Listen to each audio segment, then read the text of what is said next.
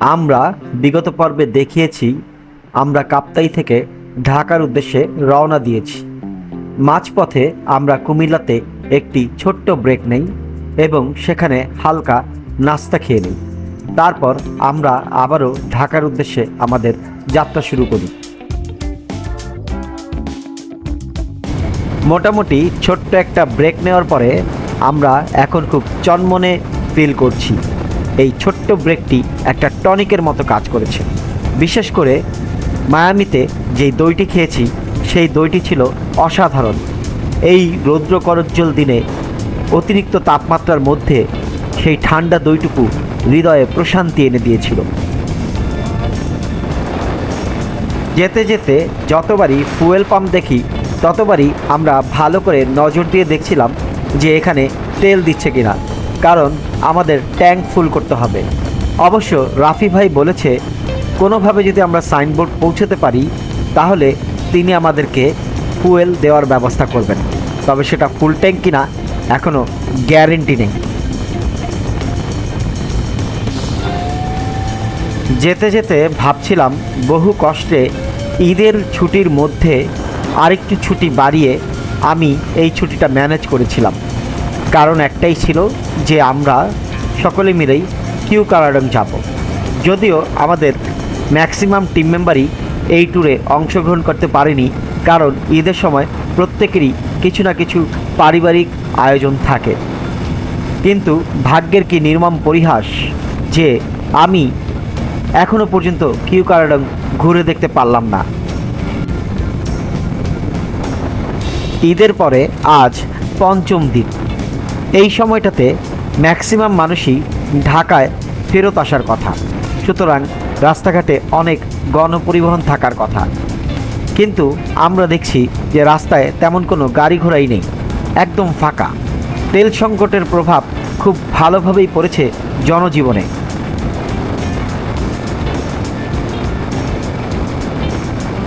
রাস্তা ফাঁকা থাকার সম্পূর্ণ সুযোগের সদ্ব্যবহার আমরা করেছি। আমরা যতদূর সম্ভব টেনে অনেক জোরে রাস্তা দ্রুত শেষ করার চেষ্টা করছি এবং এই ফাঁকা রাস্তাতে রাইড করার মজাই ছিল আলাদা।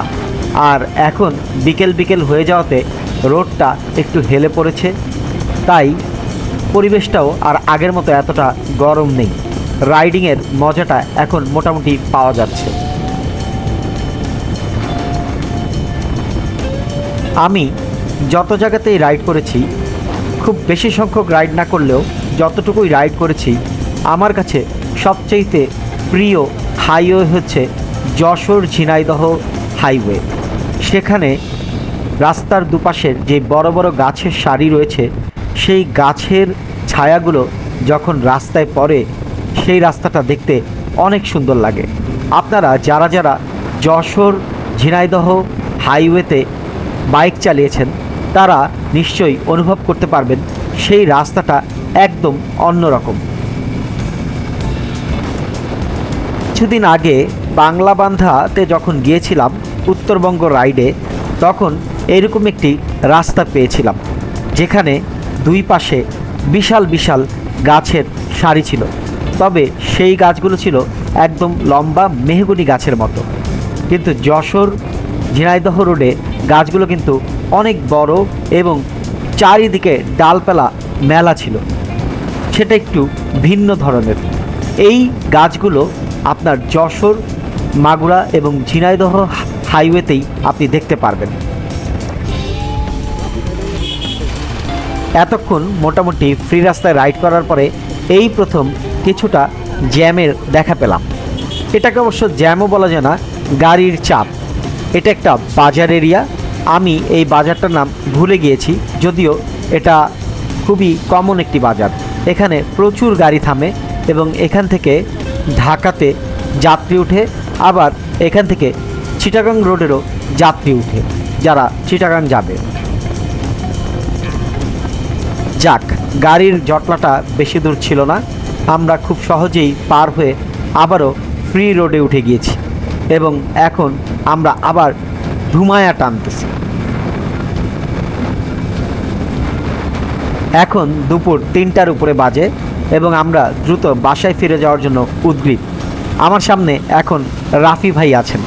উনি এতক্ষণ পরে তার Insta360 ক্যামেরাটি বাইকের পিছনে ইনস্টল করেছেন, যেটা আমি কাপ্তাইতেই করেছি এবং সেই ফুটেজ আপনারা এর আগের ভিডিওতেই দেখেছেন।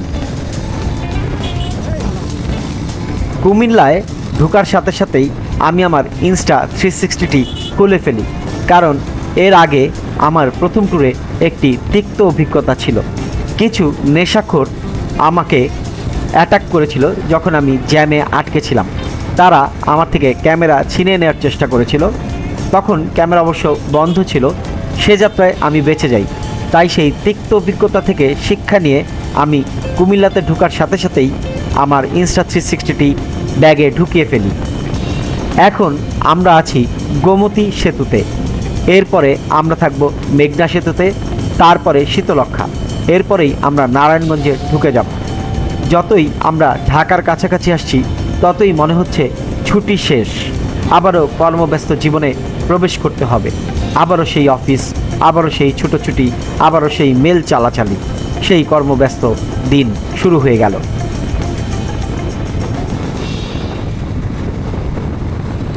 দেখতে দেখতে গোমতী সেতুটাও পার হয়ে গেলাম। এরপরে আমরা মেঘনা সেতু পার হব।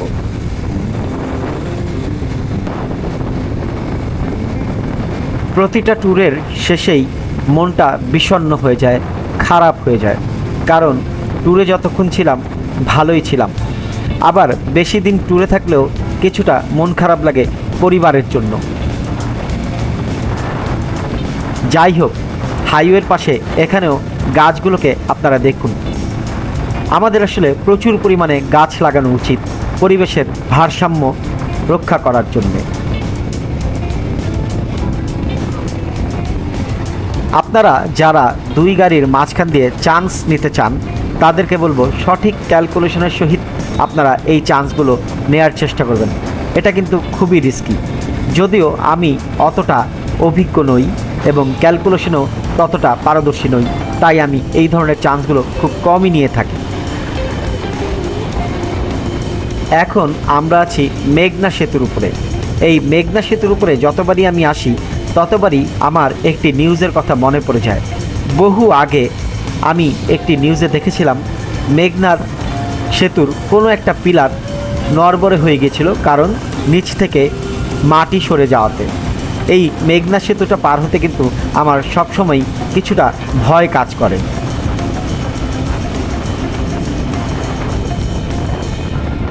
যাক, মেঘনা সেতুও পার হয়ে গেলাম।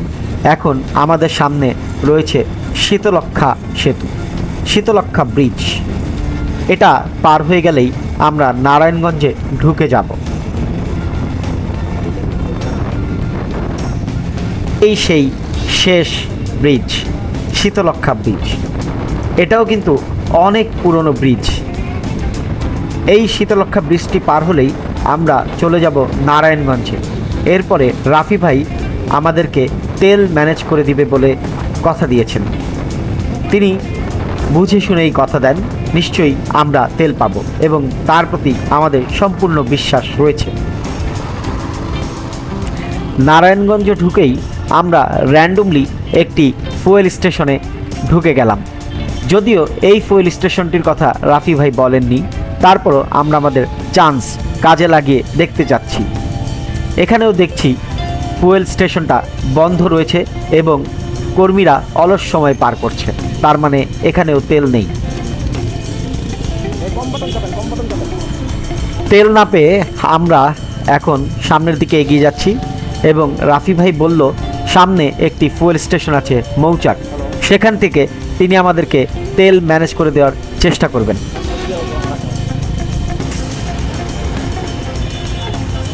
আমরা এখন নারায়ণগঞ্জের ঢোকার মুখে সাইনবোর্ডে রয়েছি। এখানেই মৌচাক নামের একটি ফুয়েল স্টেশন রয়েছে, এখানে তেল পাওয়ার কথা। হ্যাঁ, রাফি ভাই ঠিক কথাই বলেছে। এখানে আমরা গাড়ির লাইন দেখতে পাচ্ছি এবং মোটরসাইকেলেরও অনেকগুলো লাইন দেখতে পাচ্ছি। এখানে তেল দেওয়া হচ্ছে বলেই এতগুলো লাইন। অবশেষে আমরা তেল পেয়ে গেলাম। খুশির ঠেলায় তাড়াহুড়া করে উঠতে গিয়ে রাফি ভাইয়ের লুকিং গ্লাসে আমার হাঁটু দিয়ে একটি বাড়ি লেগে যায়। ওনার প্রচুর শখের বাইক, উনি প্রচুর কষ্ট পেয়েছে। সরি রাফি ভাই, ক্ষমা করবেন। থ্যাংক ইউ রাফি ভাই। রাফি ভাইয়ের কারণেই আমরা আবারও ফুল ট্যাঙ্ক করতে পেরেছি। এখন একটু নিশ্চিন্ত, তাই এখানে বিশ্রাম নিব এবং চা খাবো। ফুল ট্যাঙ্ক তেল পাওয়ার পরে এবং চা চক্র শেষ করে আমরা যে যার গন্তব্যে আবার পৌঁছতে শুরু করলাম। সকলের কাছ থেকে বিদায় নিয়েছি। হিমু ভাই এবং হাসান ভাই যাবে বনশ্রী, রাফি ভাই নারায়ণগঞ্জেই থাকবেন, আর আমি যাব মোহাম্মদপুর। আমাদের চারজনের রাস্তা আলাদা হয়ে গেল। এখন বাসায় পৌঁছানোর পালা।